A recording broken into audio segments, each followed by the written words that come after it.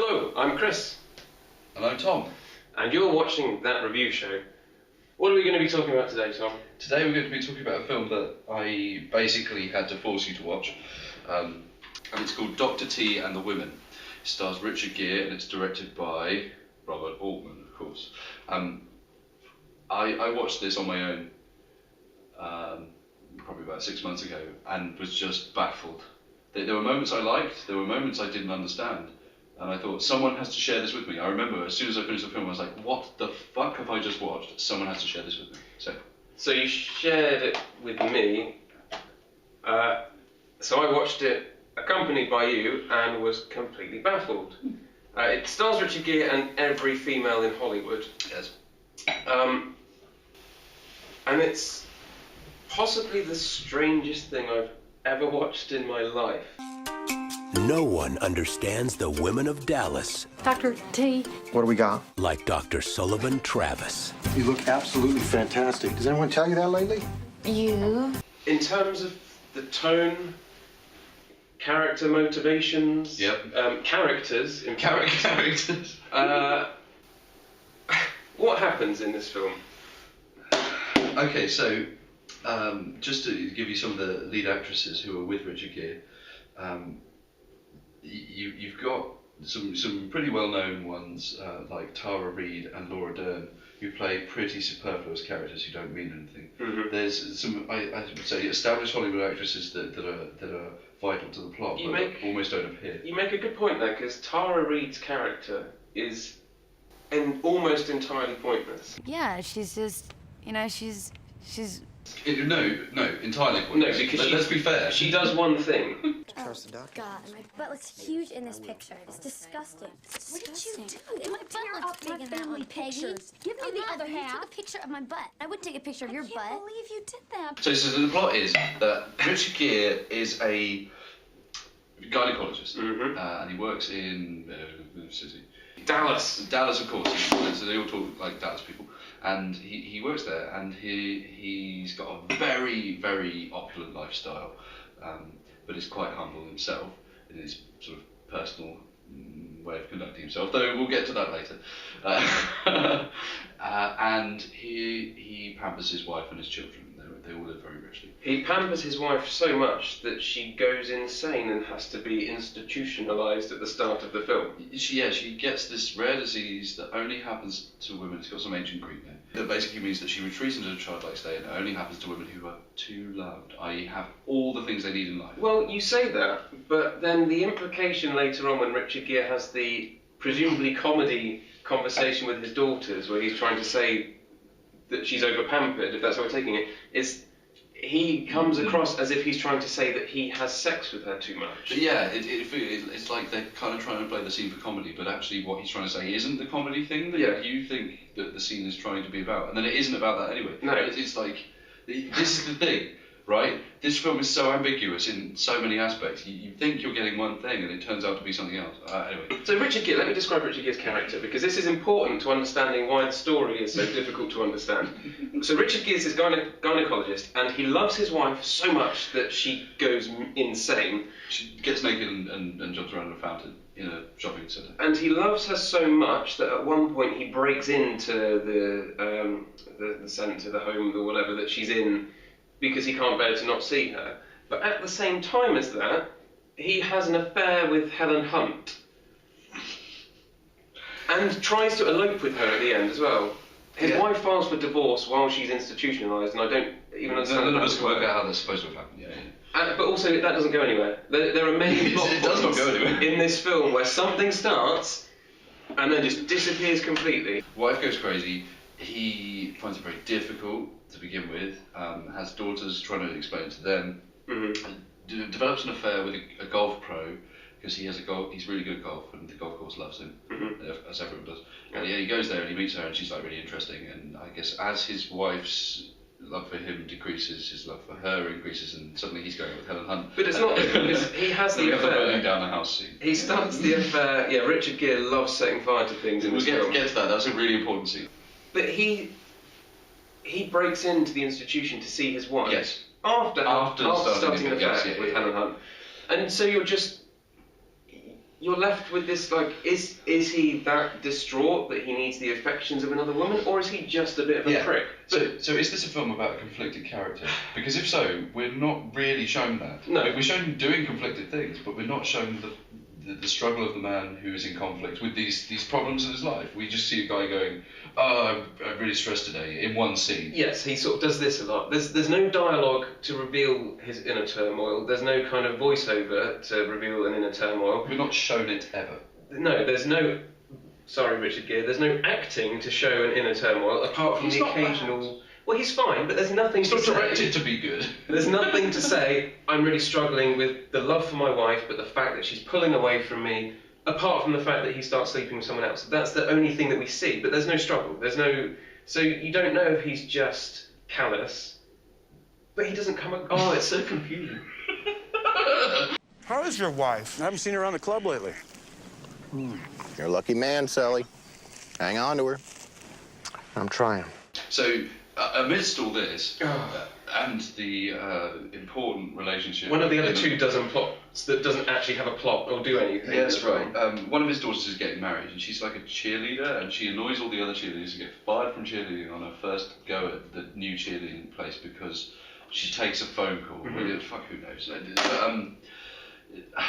She is going to get married to this guy who you only actually see in the wedding scene. He looks like a sort of like skinny little emo guy with glasses and a flesh tunnel. Yeah. I like that. He was one of my favourite characters because he sort of like you look at him and it shows you something and that's funny. You look at him and you go, that's why she's a lesbian. That's why she's a lesbian. And the thing is, yes, she's having a lesbian relationship with Liv Tyler, who's like her maid of honour and best friend. Now, the only purpose... This is not Tara Reid having the relationship with Liv Tyler, this is the other daughter. Drew Barrymore. It's not Drew Barrymore. It's fucking Drew Barrymore. No, it's... Kate Hudson has a relationship with Liv Tyler when she's going to be getting married. And her sister, Tara Reid, her only point is that she knows that they had a gay thing because she walked on them having sex back at university or something and tells Richard Gere. So other than that, there is no need to have a second daughter. No. He could find it some other way. In fact... Liv Tyler could have told him during the whole gynecology scene. What would have been really interesting is if when he went in to see his wife break into the thing, she'd have given him the information gone, daughter's gay, and that would have been a much more interesting scene. But instead, and that would have given his wife a point as well. Richard Gere's wife may as well have died previous to this movie starting. Yeah. She might as well have died. Like, dead wife, and now he's dealing with... In fact, I would have liked it even more, because then he would be... Even if it was a recent death, he'd be grieving his wife when he started seeing Helen Hunt. And we wouldn't have had 20 minutes of scenes with a completely pointless character. So Oswald supposedly used this 23-year-old antiquated army surplus rifle to fire at the president from the 6th floor window. Right, Tom, this film has a runtime of 117 minutes. Yeah. How many of those minutes mattered? Absolutely. How many of those are justifiable? I would say probably the 7 minutes when he was setting fire to things in Helen Hunt's house. That was the most entertaining Okay, part. let's talk about the best scene in the movie. So, we were watching this film together, and it's the first time Helen Hunt and Richard Gere, and they, dinner and all this, and she goes up to shower. And you get this glimpsing shot of her, like, naked from a distance in the semi-light. And so Richard Gere decides to light a candle, after which he lights the candle, and then he lights another candle, then he goes looking.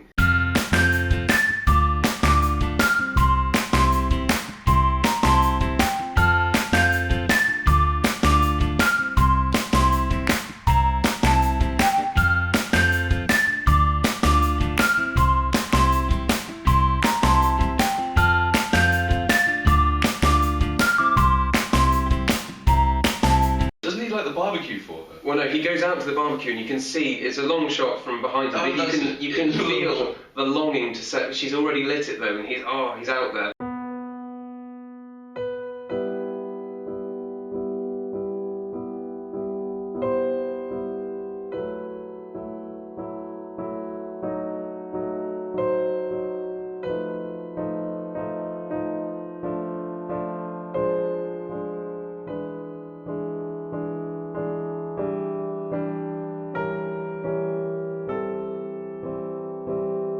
Laura Dern's character is shown in several scenes to have a drinking problem. She sneaks into toilets for a cheeky whatever, She's at home with the kids on the phone and she's just necking champagne glasses and then she drops one and it smashes, or hilarity ensues, or you think, oh, this is getting bad, I don't know. I think we just go, oh.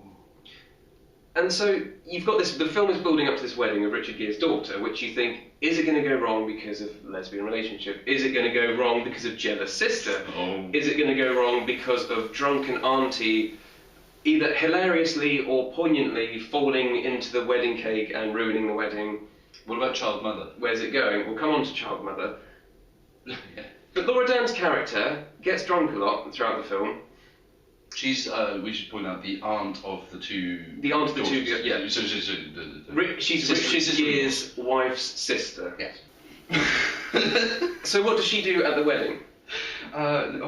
Nothing. Nothing. She does nothing. I'm way behind now. I'm way behind now. Good. I'm a little nervous. I'm nervous. I mean, I guess essentially you would call it drama bordering on rom-com. But the Yeah. problem is that the comedy... That's a fucking rom-com. This is not a rom-com. The comedy is never funny enough. The comedy always feels out of place. And this is what we were talking about with the tone. His wife is institutionalised at the start. And then there's like a sort of light-hearted, amusing scene where he's talking to his friends about his wife being institutionalised while they're out shooting. That kind of thing, yeah. And then it starts raining and they've got the roof down and there's this whole kind of like, Oh, we gotta get to the car! Driving around in circles. Yeah, oh, fuck. And then the next scene... Oh, it's like this. Yeah, It's like Frozen. you're all over the place. So of the 7 characters or 7 women listed on the front, There's like 2 that actually do it. 2 actually do anything. 1, 2, 3 are entirely pointless. Helen Hunt has the affair. That's sort of, Important character, yeah. if the film was about that, she would be an important Wife, character. not important character. Should be dead. Yeah, Should be dead, so Yeah. don't need actress. that's Tom saying we should kill Farah Fawcett at that point. I didn't say that. But Helen Hunt's character is the love interest, but again, she's only in about 4 scenes where like he meets her, then they have kind of the affair, and then they have the moment. They have lost interest. They have a couple of moments in between when they talk about I don't give a fuck anymore. having dinner, and then they have the scene where she leaves him. So it's. But that's over the course of 2 hours. That's a 2-hour film, and he has like 4 scenes with the love interest. Just suddenly remembered how it fucking ends. Oh my god. Okay, so all this shit happens. They go to the wedding. Basically, the whole film culminates in the wedding. The film is actually about the wedding. Yes. Really? Because that's the pivotal scene. Which then comes off, and this is, we'll get to this as well, but it comes off as they've tried to write it like a farcical, like a farce. It's a farce comedy Don't scene. feel like a farce. People being blown by because they have it outdoors and it starts raining, people being blown over and running around. Well, and, yeah. Tornadoes are foreshadowed all through the film. Yes. And so is rain and storms. It happens a lot, and then it's like, oh, But it it's like- doesn't happen at the wedding, so it does. In the midst of all this, his secretary runs up and says, "Oh, I've got a job. I want to be a baker, so I'm going to go and bake for a living. Bye, Dr. T." I quit. And it's like, if this was in the end of a Monty Python film, this would be the climactic comedy scene. It would be really funny. But it's a film about a man whose wife is institutionalised and he then has an affair, and it ends at this wedding where again nothing really happens, just the daughter leaves with Liv Tyler, Kate Hudson, Liv Tyler run off, and his secretary quits, and his sister-in-law does nothing, and his wife turns up, she starts dancing in a pond, I think. Oh yeah. His child wife, his wife's turned into a child, dances in a pond, and that's sort of like, at least you go, oh, I get why she's doing that, because she's a child and they jump in puddles. Yeah. But that's sort of the point, isn't it? That the women don't do it for Dr. T, because one of his daughters is irrelevant in the plot. One of his daughters has become a lesbian. Is irrelevant in his life. Yes, one of the daughters has become a lesbian. One of the daughters is not Laura Dern. Laura Dern's drunk. His wife's a child. That's his secretary. Another woman who he only meets once for a gynecological exam happens to be the lesbian lover of his daughter. It's like, all the women in his life are shit. The vegetable test. Does this pass the vegetable test? Definitely not. No. Because all the women in the film talk about Dr. T. I don't know about that. At every moment. I mean, some of them talk about how they love each other. Well, yeah, but then they're talking about how they're going to not get married to a man because they love each other. So Dr. T drives off into the storm, drives into a tornado that has struck, Yeah. Accidentally or on purpose? Oh, God knows. Gets carried away in possibly the worst effect since the guy falls down the stairs in Psycho. Literally spin the camera like that. Lands in the middle of the desert, gets literally grabbed by these girls who start, they're sort of just, I don't want to say babbling, but they're, talking very fast in Spanish. It's getting all really excited. obvious basic Spanish that any audience... Yeah, it's like, señor, tequila, señor. It's insulting Spanish, yeah. They drag him off into a shack where a woman is in labour. He says nothing to anyone until the point where he's like, I need soap and water. Yes, yeah, that's right. He just goes, oh, I get it. He just walks in, and that's fine because he's a doctor. He knows what he's there for. But at the same time, there's no where are you taking me? What are you doing? Oh, for God's sake! It's now I have to deal with this. It's just boom, boom, boom, boom, boom, boom. Right, I need soap and water. Let's go. Delivers the baby, and then we see his little baby penis, and he's. Oh yeah, we do see the baby. In fact, well, no, that was great though. That scene. We see the birth. We see the birth, and I think it's a real birth. I think they actually got someone in labour and were just like, let's shoot this in a set, a Spanish rundown house set. It's certainly a very Spanish, graphic Mexican, and sorry. realistic. It's more graphic and realistic than the fucking tornado. But anyway, I think it's a real birth. Empuja. Yes, come on now. Come on. A little more. Más. Más. Más. Está bien. Yes. All right. he sees the baby penis, shouts with great joy, "It's a boy!" starts laughing, and credits. What the fuck? So the first time, let's talk about my initial bafflement and the reason why I wanted to watch this film. That, to me, made me just go, what? When I first saw the film. I think, because we were discussing it all the way through and how his female relationships were bad, I got it the second time. But, I'm not stupid. I've read lots of really intelligent books. I've seen lots of very clever films. I get what's going on when I'm given enough, not incentive, but, like telegraphing. I get it. I understand what's going on. And you don't need to be force-fed information to understand something. You don't need to be. It just needs to be suggested. It doesn't suggest shit in this film. So the first time I watched it, I guess I was drinking quite heavily at the time. Not in my life. I've just been while watching this film because I think I started it and went, oh, God, let's open one. I don't have a drinking problem. I think I just didn't get it. Now, we watched it, we discussed it all the way through, and we were like, oh, did that mean that suddenly he's free from all the annoying women? Well, is this film a misogynist manifesto? Presumably, the point of this film, or the point of the character's arc, I guess, is he starts the film off being annoyed by the women in his life, and he ends the film being annoyed by the women in his life. I mean, that seems to be it to me. No, freed from, liberated. Because they've all run off, or gone mad, or quit his job, or at the wedding. Sorry, I'm thinking of Laura Dern. She's just sort of at the wedding, probably holding champagne. So he doesn't have to worry anymore. He's freed from all women, so he can start a relationship with a Mexican baby. Well, this is that's it, right? It's like it's a boy. What's he got to do with it? Like fuck.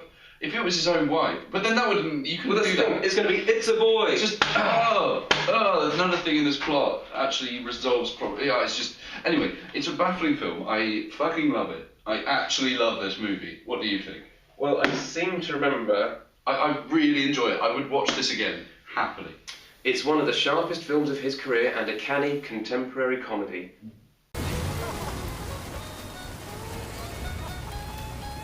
So, Tom, what's your score? Score? Yeah. Okay, so let's go. How many minutes were valuable? We've got the scene of Richard Gere second fight of things. We've got the plot with Helen Hunt and him. In fact, to tell you what, all the scenes with Helen Hunt and Richard Gere, I'm going to say, are valuable to the film. Yes. Because that's sort of the plot. There should have been 3 times as many scenes with them, though. Yes. I think the stuff with Kate Hudson and Liv Tyler is actually a plot. And that needed to be there for his plot to be the sort of main plot with a backdrop to something normality. Mm-hmm. So let's just say, what proportion of the film is the Liv Tyler, Kate Hudson marriage lesbian problems? That even includes her on her own doing the ballet because she's doing all the calls and arranging the wedding. It's probably about 10%. And then add that to how much is Helen Hunt and Richard Gere getting it on? Probably about 30% of the film, which is nowhere near enough. Yeah, overall, that's probably 30% of the film. Oh, I also really like the opening. I like the old lady with him up her through fire. You know, that was fun. Okay, so 30% of the film. That's 3 out of 10. 30% of the film was valuable. 3 out of 10 if we're going to do out of 10s. But if I'm going to talk about the general cultural value of this film, it's about 3 out of 10. I think that's being generous. My score for this film... if he'd have driven his flaming car through her window at the end of the film and the whole apartment block had exploded, I think that would have been more satisfying than him flying into a tornado. I like looking at Richard Gere. He's an attractive man. And actually, I sometimes find his performance interesting. You know, he does have a degree of subtlety. Do you know He's what? not a stage actor, but... You know. I think he was a metaphor for the audience during this film, because he spent... the entire time bewildered and exasperated. The number, right, 117 minutes running time. I guarantee you that about 50 minutes of that was Richard Gere going behind his desk.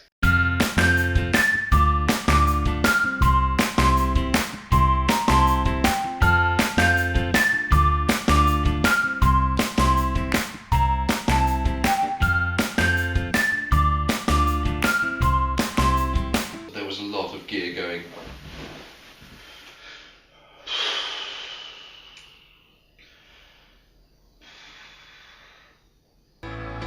Dr. T and the women. What are we going to review next time, Chris? Can we review Ichi the Killer by Takashi Miike, one of my favourite films? What do you think? We've both seen this film. It's a good film. No.